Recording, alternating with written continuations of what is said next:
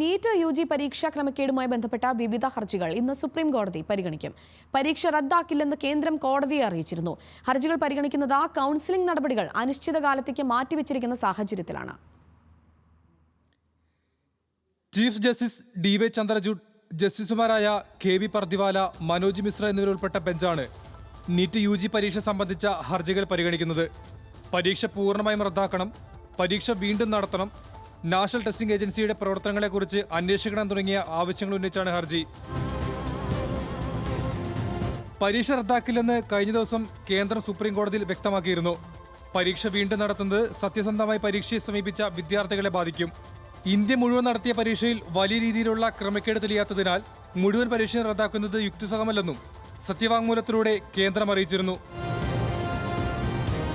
പരീക്ഷയുടെ രഹസ്യ സ്വഭാവത്തെ നിലവിലെ കാര്യങ്ങൾ ബാധിച്ചിട്ടില്ലെന്നും CBI അന്വേഷണം പുരോഗമിക്കുന്നുവെന്നുമായിരുന്നു കേന്ദ്ര നിലപാട്. എന്നാൽ വിദ്യാഭ്യാസ മന്ത്രാലയം സുപ്രീം കോടതി നൽകിയ സത്യവാങ്മൂലത്തിൽ പരീക്ഷ നടത്തിപ്പിനിടയിൽ ക്രമക്കേടുകൾ, ചതി, ആൾമാറാട്ടം, അഴിമതി തുടങ്ങിയവ നടന്നിട്ടുണ്ടെന്ന് അറിയിച്ചിരുന്നു. ഈ സാഹചര്യത്തിലാണ് സുപ്രീം കോടതിയുടെ പരിഗണനയിൽ ഇന്ന് വിഷയമെത്തുന്നത്. ന്യൂസ് മലയാളം, ഡൽഹി.